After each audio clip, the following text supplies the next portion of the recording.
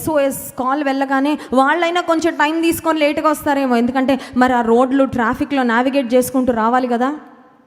ఒకసారి వార్తల్లో చదివాను నేను, 2 అంబులెన్స్లో ఒకరినొకరు గుద్దుకొని మొత్తం అంబులెన్స్లో ఉన్న వాళ్ళందరూ చనిపోయారు. ఎంత దురదృష్టకరమైన విషయం అండి.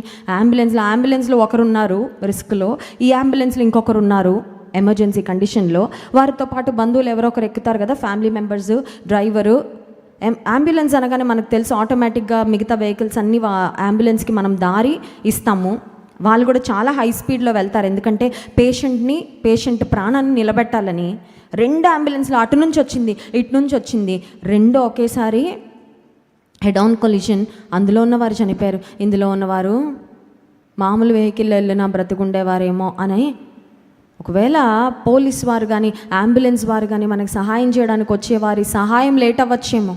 ఒకవేళ అలాంటి వాహనాల్లో వెళ్ళినా మనకి ప్రమాదం జరగచ్చేమో. కానీ మన దేవుడు ఆపత్కాలంలో నమ్ముకొనదగిన సహాయకుడు. స్తోత్రం చెప్దాం. హల్లెలూయా.